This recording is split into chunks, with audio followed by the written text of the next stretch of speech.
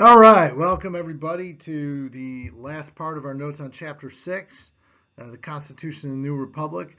Remember that our quiz is going to be Thursday. Packet for Chapter 6 due Thursday as well. Typical 10-question quiz. So be ready for that. And we'll finish up the notes today. And certainly, if we ever need to pause or anything, just let the sub know, and we can just pause the video there if you need to get caught up with anything. Any questions that you have, shoot me an email or let me know in the morning before the quiz or whatever, and we'll get going from there. So last time, which was yesterday, which is technically today because I'm doing this Tuesday night and class is Wednesday. How about that debate last night? I really don't know because it hasn't happened yet. It's like 7:45. Anyway, so last time we talked about the first party system in the United States and the establishment of the Federalists versus kind of the anti-Federalists slash Democratic Republicans slash Jeffersonian Republicans. Yeah, that makes it all very confusing. So we will today kind of go over some of the early events here in the history of the U.S. Post-Constitution, and it'll take us up to about the year 1800. So what we're talking about today is roughly about 1794. Let me write it poorly here for you in case you can't hear me, which I know you can, and I put a 5 instead of a 4, so that's even going to look worse, so we'll try again. 1794 to 1800. So that's kind of the time frame we're talking about today. So we're going to talk about some of those events, and we'll get them going. All right, so first thing we want to talk about is expanding the nation. And yesterday, we talked about kind of the issues surrounding the establishment again of the first party system and the two sides. So we already know that concept of economic sectionalism that we talked about yesterday, and the problems that are kind of part of that, where the North is becoming more industrialized and manufacturing based, and the South is based more in agriculture. But what we're talking about here is, so what do we do with this nation now that some of these issues are worked out? We've got a viable form of government that seems like it's going to work. What happens next? Okay. Well, of course, one of the first things that's going to happen is this. And what is that? Does anybody want to answer that question? Yeah, go ahead. Yeah, well, I'm going to assume you're wrong on that one, and if you did, in fact, answer it. But we're going to talk for a second about the Whiskey Rebellion. So the Whiskey Rebellion, and if you remember yesterday, we talked about the Federalist Plan, and their tax plan included a liquor tax. And apparently, colonial Americans, early folks really liked to drink. So they thought a tax on whiskey would be a good idea. So in Pennsylvania, Western Pennsylvania, a group of folks were upset about this whiskey tax and decided to rebel against it. And they basically refused to pay the tax, and they go after they go after tax collectors, attacking them for going around trying to collect the tax. So here we are with another Shays Rebellion type situation. Okay, why this is such a big moment? Why the Whiskey Rebellion is such a big moment? Is this is the moment that's going to test and find out whether or not this country is going to survive another sort of rebellion. All right. And the answer was pretty emphatic. Okay, we have a president now, George Washington, and this is 1794. George Washington finds out about this rebellion and raises an army himself of about 15,000 troops personally, and goes to Western Pennsylvania where the whole thing happened and stops the rebellion. Basically puts down the rebellion himself with a minor show of force. Not a whole lot of people are killed, not a whole lot of crazy violence. But why this is so important, why the Whiskey Rebellion is a big moment, because we're tested in the same way we were with Shays Rebellion. Remember, that's Shays with an S apostrophe, not Shays with an apostrophe S. As I said for your essay, but still some of you called it Shays Rebellion. Whatever. Anyway, so Washington goes there. He stops the rebellion. The message that this sends is that this new government, this new country, will not tolerate dissent. Now, we've heard that term before, will not tolerate dissent. Okay? That's a big moment. It tells us that this government's for real. And it tells us that we will not tolerate dissent, which I'm going to write up here in a very poor fashion once again, but it's actually not too bad. Tolerate's questionable, but whatever. It shows us that we're going to make it. Washington is the leader. He's the president. He leads himself with 15,000 troops to Pennsylvania to end this rebellion. Successful. The government wins. The rebellion fails. This is a government that's going to survive. Okay, so what else do we do? We had a few new states. In 1791, we had Vermont. So we had in 1791 Vermont. In 1795, we had Kentucky. And in 1796, we had Tennessee. Ew. Okay. So 3 new states, 1791, 1795, 1796. And you know what? Actually, I think Kentucky was like 1792, but whatever, it's a new state. So that's 16. We're up to 16 states. Now, the story of Vermont, I told you last week. Basically, there was this land that was kind of unclaimed in between New York and New Hampshire, and both New York and New Hampshire tried to claim it as their own territory. And the states of New York and New Hampshire were ready to go to war over it. So the government just says, guess what? Neither one of you get it. We're going to make it its own state, and it's going to be named Vermont. And it's really not going to do much that's very important over the next 200 years. So welcome, Vermont. We had Kentucky. They knew that they would one day bring us good college basketball. And they would bring Tennessee, knowing that they would one day bring us Elvis, I guess.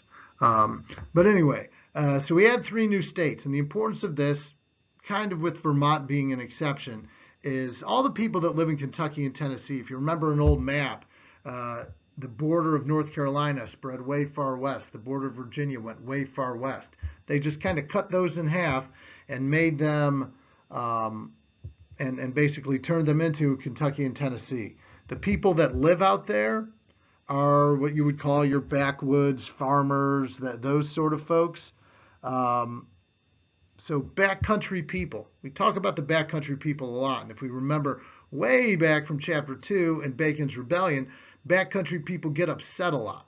So one way to appease the backcountry people, turn the regions that they live in into a state, make them feel a part of this new country, give them a say, give them votes, give them some sort of position. This is going to help strengthen the union, strengthen the nation by adding these new territories and making everybody feel a part of what is America, okay? Because the people that live in Kentucky and Tennessee are these kind of backwoods, backcountry people, farmers, not a whole lot of wealth there yet at this point, but now they're part of America and they feel part of America, and that's really important, okay? Now, yesterday we also talked about George Washington and why he's sweet. So I'm going to talk again about why George Washington is sweet. So the election of 1796 is the election where, as I mentioned yesterday, where George Washington, rather than staying around and becoming president for a 3rd term and president for life or whatever, but president for life at the end of the day when it mattered because he died in 1799. It's sad. But George Washington steps down. George Washington steps down from the presidency, opening the door for an election that ultimately would be between Thomas Jefferson and John Adams. But what makes George Washington a beast in this, of course, is what? What do you think, Mrs. McGady? Oh, shout out. George Washington, as you probably learned about last year in Gov, gave his famous farewell address. And in his farewell address, he warned us against 2 things that he perceived as major threats to our country. One of those is, of course, factions. The same thing that James Madison talked about in Federalist 10. He warns us against factions. He said that his belief, remember, George Washington was never a member of a party, political party. He warned us against factions and said parties are bad and will destroy the nation if we become too divided. Okay? A lot of political division you can see that exists today. So, kind of, probably some bit of truth to what Washington's saying there. The second thing he warns us against is alliances with foreign nations. And America is very careful with their alliances, especially early, especially in like the first 100 years of our history, really up until World War I. We're very careful about any alliances we form because if you get in an alliance with a country, you get drawn into their conflicts. Europe is full of conflicts, and that's naturally who we would become allies with as European countries. There's always conflicts in Europe. They're always fighting about something, and the best way to avoid conflicts is just to not make alliances. Nobody's going to be mad at you for being their enemy because you're not their enemy and you're not the friend of their enemy. So not making alliances is probably a smart move for a young country that is trying to make its way at this point. Another thing that's really important is the French Revolution. One good thing that the French did, très bien, whatever they say, to good, whatever, I don't know, it's the French. So one thing that happens, really the great time, is the French Revolution. Remember, the French revolutionaries, the leaders of the French Revolution, loved the United States because they inspired them to have their own French Revolution. And we were having at this time a lot of issues with the French crown because we owed them a lot of money. And they wanted us to pay back that debt. The French crown was upset that we weren't paying it back. Then all of a sudden the French Revolution happens. They get rid of the king and queen, Louis XVI and Marie Antoinette. They chop their heads off, and at least for a little while, we don't have to worry about paying back that debt. So thanks, France. All right, so this is how the United States looks. This isn't a good map, but so here we are now. This is kind of the territory that is the United States, already officially states, and then we're going to add some more later. So now we're at 16, now that we've added Vermont, Kentucky, and Tennessee. What is the 17th state that we add? Does anybody know?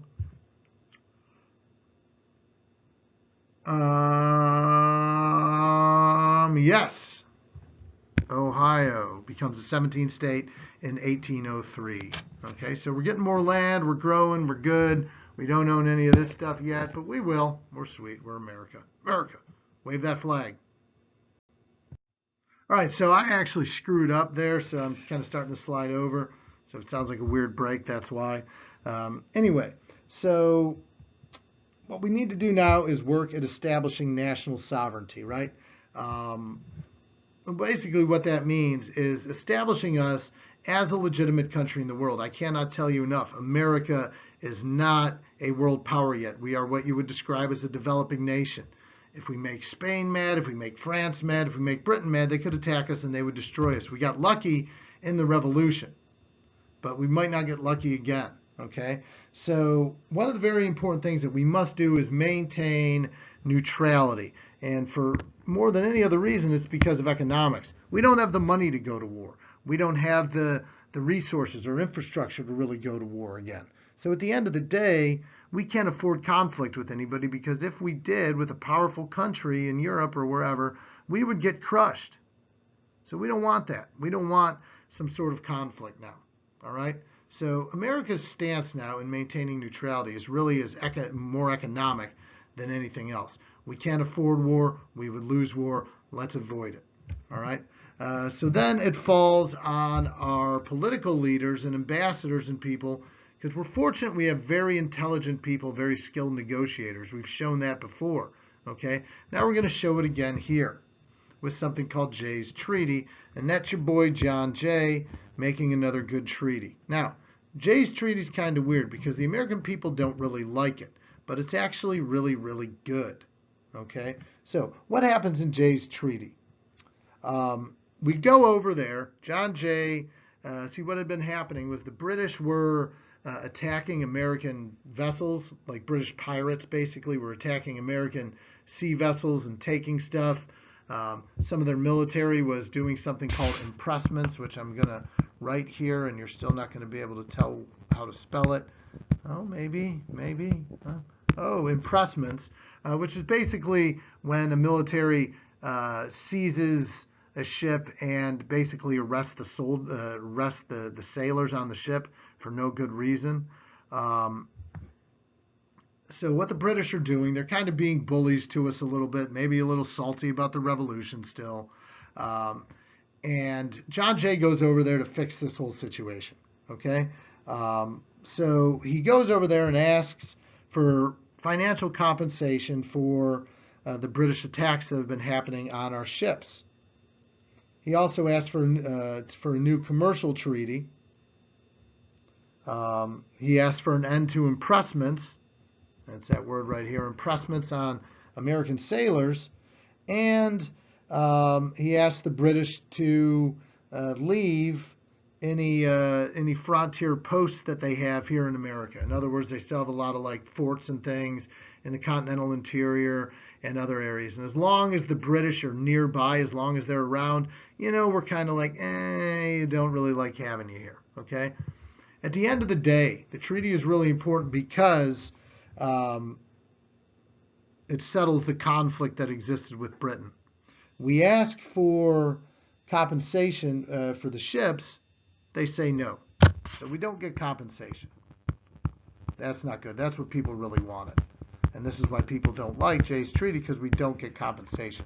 But what he does get, which is really important, is a new commercial treaty with Britain. In other words, a new treaty on trade that is favorable to the Americans, and also gets the British to say, yeah, we'll leave our forts, our outposts here, but they're really not in any hurry to do that. And ultimately, that's one of the many things that will lead us to the War of 1812. But at the end of the day, we get this new commercial treaty, which is really, really good for us. But people are upset because we wanted compensation for the soldiers, or I'm sorry, for the sailors that were being taken by the British. Okay, but generally Americans don't like this, because what they hear is that we're not getting the compensation. They want the compensation for the lost ships and the lost revenue and all that stuff. We don't get that, but Jay does a pretty good job. John Jay does a pretty good job at resolving the issue that exists with Britain, so that's important. Now another treaty, it's called Pinckney's Treaty, and this is by Charles Cotesworth Pinckney, who was another important ambassador and early American political figure. Now, Americans like Pinckney's Treaty, but it really doesn't do much, okay? Basically, Pinckney's Treaty was a treaty with Spain. It was an agreement made with Spain to recognize a couple things. One, they want to recognize our right to trade on the Mississippi River. At this time, the Spanish controlled the Mississippi River, so Pinckney's Treaty gets us to be allowed, but the Spanish to allow us to trade on the river. The Mississippi River is super important at this time because it's the fastest highway, so to speak, in America to get from one place to another. River travel is the way to go. It's better than going by horse or carriage, and we don't have railroads yet. We don't have cars. We don't even have planes or rocket ships. So we don't have that option yet. So Americans like that. They also like that Pinckney got Spain to recognize a new border with Florida. Now, we don't have Florida yet. We'll get it in about 20 years. But there was a dispute over what the border between Florida, which was controlled by the Spanish, and the border of Florida, which was controlled by the Spanish, and where the border of the United States was. So Pinckney gets the agreement, and we gain a little bit more land. Okay, that's good. Americans like this deal for one simple reason. Why do you think that is? Right. More land. We get more land out of it, and Americans love to get more land because America's sweet, and more land means we're sweeter. So everybody likes that. It's a new border. It's a little bit further south. We get a little bit more land. Jay's Treaty, way more important, way more important. But people like Pinckney's Treaty because it gets us land, even though it's not really as important. And Spain is a weakening world power, whereas Britain is still the world's predominant power. All right, moving on. So let's talk a little bit about the presidency of John Adams. John Adams in 1796 wins the presidency in a really close vote over Thomas Jefferson. And the presidency of John Adams is kind of a very interesting one. Okay, so the election of 1796 is really tight. John Adams wins by like 3 electoral votes. Back then, it was a lot fewer electoral votes. I think it was like, I don't know, 140-ish, somewhere around there, because we didn't have as many states. And Adams wins the presidency, and at that time, that means that the vice president becomes Thomas Jefferson. So Thomas Jefferson loses the election, and the vice president is the loser of the election. Imagine how that would work now if we had Vice President Hillary Clinton with President Trump. Yeah, trouble. Anyway, so the election of 1796 was a really contentious one, really close one, and it shows you those factions kind of emerging a little bit more politically and causing problems in the long run. John Adams' presidency has a lot of problems. John Adams is a super important American, founding father, great leader in the early days of America, helped write the Declaration of Independence. His presidency didn't go all that great. Okay, so let's talk a little bit about some of the things that happened under the presidency of Adams. One weird thing that happens is something called the Quasi-War with France. A quasi-war was called the Quasi-War because it was kind of a war, but it never really happened. The only fighting that took place in a quasi-war was basically some small naval battles between some U.S. ships and some French ships, but it never really amounted to much. So the French are mad at us because we haven't paid them the debt that we owe them. Now, before I said that they were fine with it, but by now it's 1797, 1798, and the French government is now, a new French government is control, and they're like, hey, wait a minute, United States, you owe us money. Why? Where's that money that you owe us? And that's how the quasi-war starts. We refuse to pay the debts that we owe France because we simply tell them, well, those debts were owed to the monarchy, and you don't have the monarchy anymore, and it's a new government, so we really don't have to pay you. And that makes the French even angrier. Sacre bleu! You know, they're all probably bent out of shape and freaking out about it. So what happens here is the French even get angrier when they find out about Jay's Treaty, because the mortal enemy of France, of course, is Britain, because Britain is the mortal enemy of all, but really France should be the enemy. And what happens is France gets really mad that we made that Jay's Treaty and that commercial deal with Britain.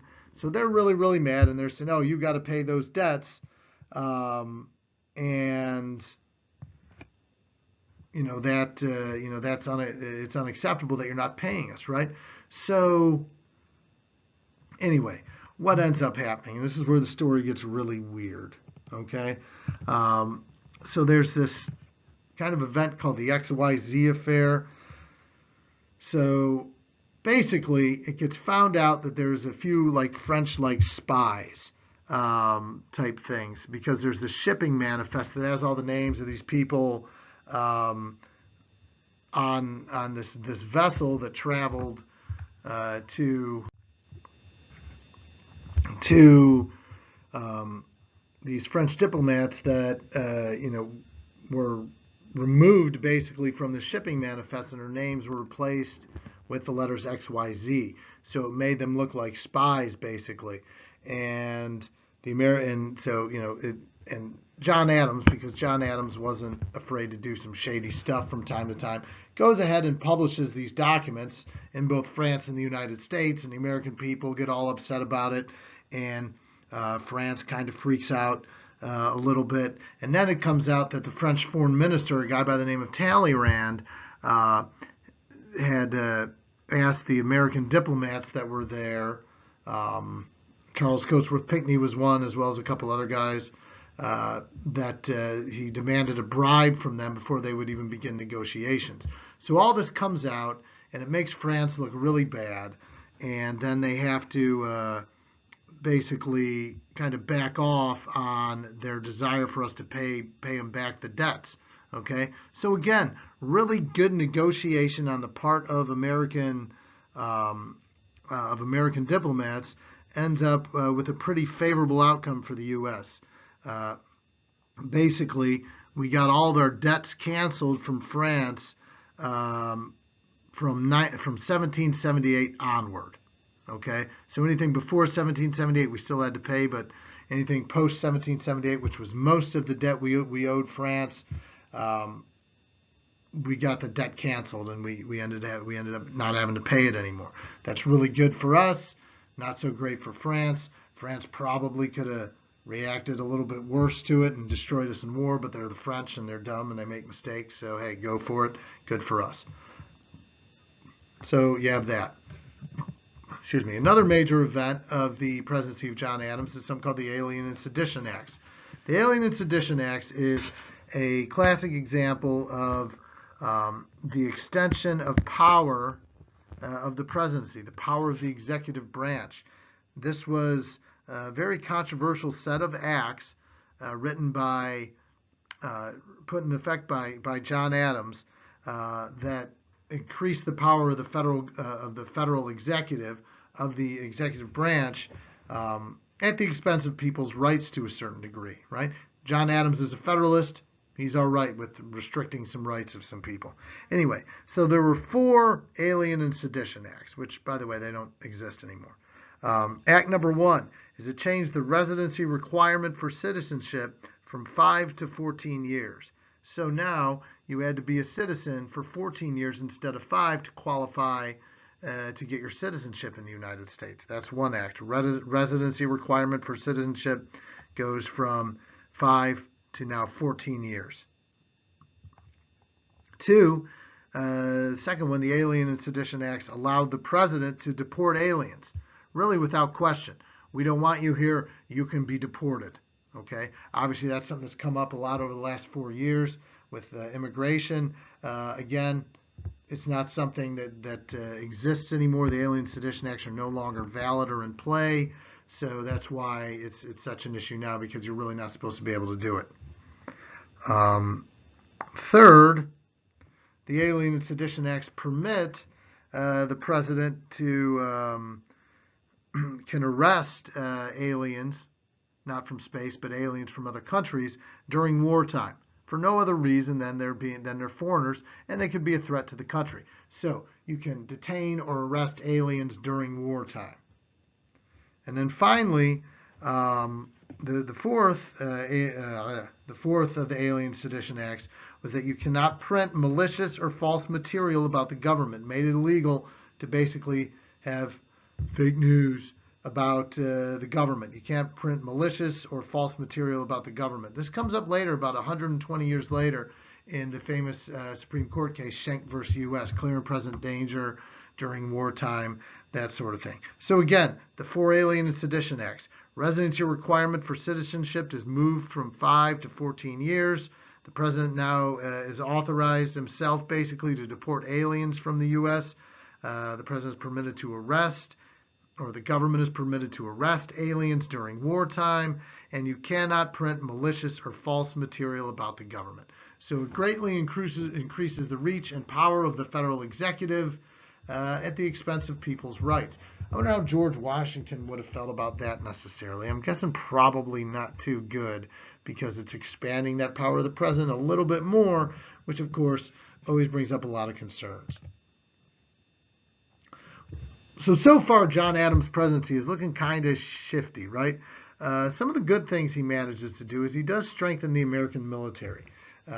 He believes in a stronger military. He knows at any point there might be conflict with Britain or France or whoever. So strengthening the military here, probably one of the better things that he did. All right. But as a whole, John Adams' presidency was hampered really by opposition, both inside his presidency and out of it. People didn't really like John Adams. He was kind of a loudmouth guy and could get on a lot of people's nerves. So his presidency is really hampered both inside and out by opposition. The Federalists kind of don't like him all that much, and obviously the Democratic Republicans slash Jeffersonian Republicans slash Anti-Federalists don't like John Adams all that much either because he's a member of the other party. So as his presidency wears on, he becomes kind of less and less popular, and it really has some long-term damaging effects on the viability of the Federalist Party. And we'll see in Chapter 7, pretty quick, the Federalist Party kind of unravels and starts to kind of disappear. Okay? I think that's all. I started as a little longer than I thought it would be, but I hope you understand everything. If you have any questions, certainly email me, let me know. And that's all. I'll be ready for that quiz tomorrow, later on. Oops. Yeah, so I just talked about that. The decline of the Federalists. We'll hold that off until Chapter 7, and I'll get into that a little bit more specifically.